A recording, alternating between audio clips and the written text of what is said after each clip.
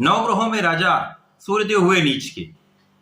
18 अक्टूबर को जैसे ही सूर्य का राशि परिवर्तन शुक्राचार्य की तुला राशि में हो जाएगा, सूर्यदेव अपनी नीच राशि में प्रवेश कर जाएंगे। अब जब भी कोई ग्रह अपनी नीच राशि में होता है तो उसमें निर्बलता आ जाती है, उसका प्रभाव कम हो जाता है तथा उनके सामर्थ्य में, बल में कमी आने के कारण वो अपना न्यून प्रभाव देते हैं, अपना सकारात्मक प्रभाव नहीं दे पाते। तो अब सूर्य का जो नवग्रहों में राजा है, इनका नीच राशि में प्रवेश किस प्रकार का प्रभाव देने वाला है। जय श्री गणेश, नमस्कार। मैं आचार्य संजय द्विवेदी। मेरे समस्त प्रबुद्ध दर्शकों का मेरे चैनल पर हार्दिक स्वागत है।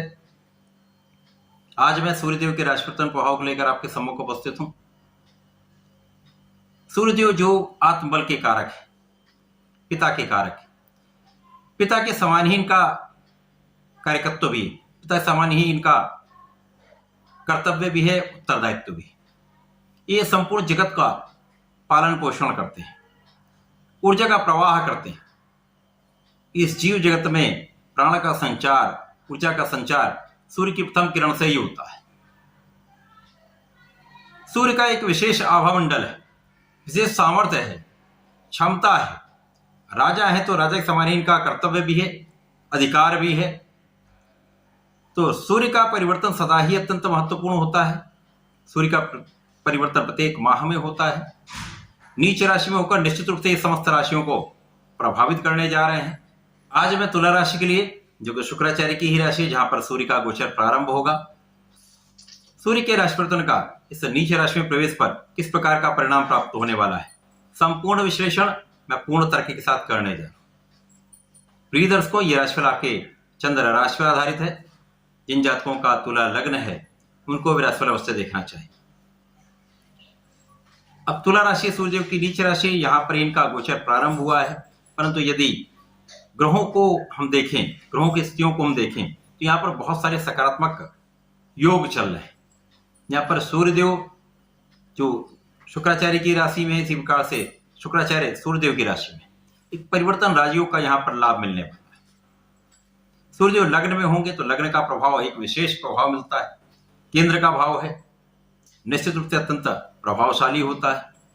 साथ ही साथ यहाँ पर लग्न में जब सूर्यदेव होंगे तो इनके सीधे 180 डिग्री पर गुरुदेव बृहस्पति का गोचर चल रहा है। यहाँ पर गुरुदेव बृहस्पति अत्यंत प्रबल अवस्था में मित्र मंगल की राशि में, मंगल का गोचर भी लग्न में तुला राशि में चल रहा है। तो बहुत सारी ऐसी स्थितियां बन रही जो बहुत सकारात्मक परिणाम देने जा रही है। जब तक यहाँ पर सूर्यदेव नीच के होंगे, परंतु इनके नीच का प्रभाव बहुत कम होने वाला है, सकारात्मक प्रभाव अधिक मिलने वाले। यहाँ पर सबसे महत्वपूर्ण यह है शनिदेव का। शनिदेव का प्रभाव सीधे लग्न पर है।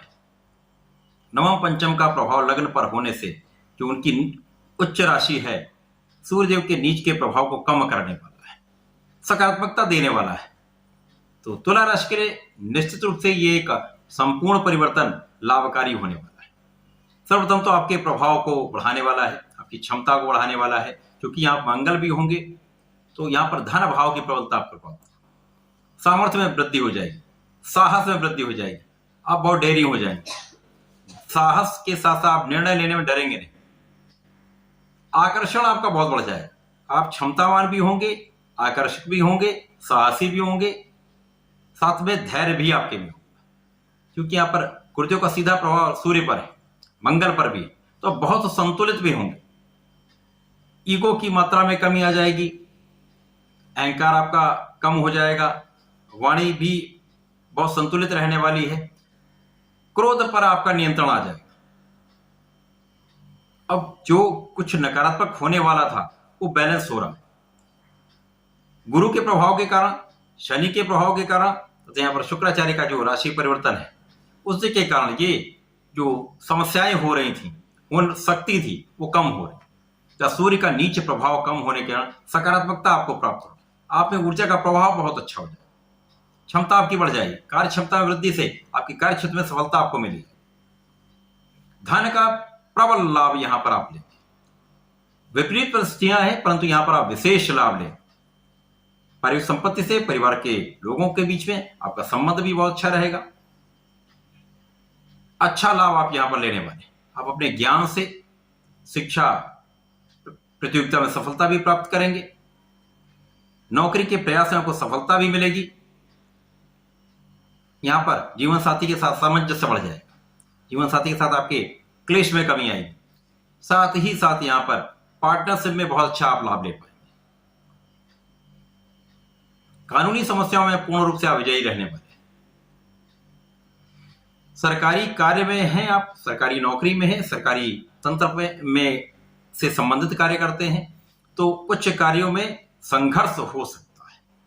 निश्चित रूप से संघर्ष बढ़ेगा भी, परंतु ये लाभ की स्थिति बनेगी। संघर्ष के बाद आपका परिश्रम आपको लाभ दिलाने वाला। आपकी क्षमता, आपका साहस, आपकी शासन करने की क्षमता, आपका नेतृत्व का गुण आपको आगे बढ़ाने वाला।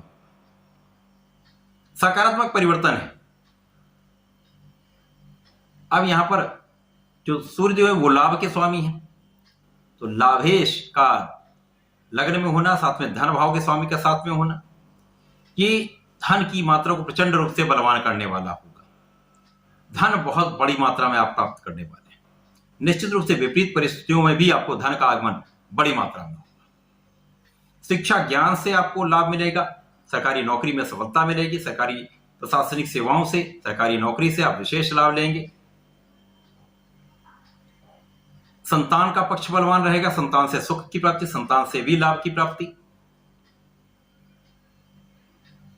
इसी प्रकार से जो सभी आप कार्य क्षेत्र में हैं, कार्य क्षेत्र आपका बहुत प्रबल होने वाला है। कार्य क्षेत्र की प्रबलता से एक सफलता का योग बनेगा। इस सफलता से आप संपूर्ण लाभ की प्राप्ति करने वाले हैं, जीवन में बहुत आगे बढ़ने वाले। जब शुक्राचार्य का परिवर्तन आपके लाभ से द्वादश भाव में हो जाएगा, तो यहां पर कुछ चीजों में परिवर्तन आएगा। अचानक कहीं कुछ चीजें स्टैग्नेंट हो सकती हैं, जो कार्य बनने वाले होंगे वो विलंब हो सकते हैं, कुछ कार्यों में अवरोध आ सकता है, क्योंकि यहां पर सूर्य शुक्र का जो परिवर्तन राज हो वो समाप्त हो जाए। परंतु यहां पर बुध की एक अच्छी स्थिति, मंगल के साथ संयोग आपके धन की प्रबलता को बनाए रखेगा।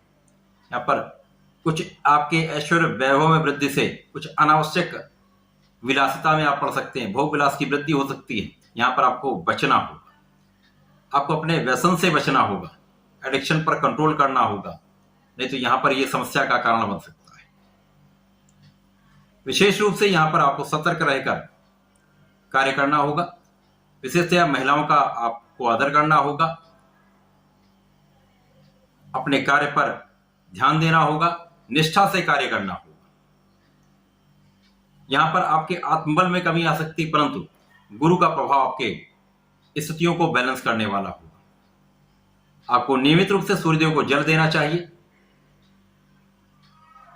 भगवान भोलेनाथ पर जलार्चन करना चाहिए। प्रत्येक शुक्रवार भगवान भोलेनाथ को जलार्चन करें, तो श्वेत मिष्ठान अर्पित करें, सफेद पुष्प का अर्पण करें। मंदार पुष्प का अर्पण करते हैं, सर्वाधिक शुभ प्रभाव मिलने वाला है। आपके जीवन के समस्त नकारात्मकता यहां पर कम हो जाए, सकारात्मकता आ जाएगी तथा जीवन में आप बहुत प्रगति करेंगे। तो ऐसा करके इसका लाभ लें। धन्यवाद, नमस्कार।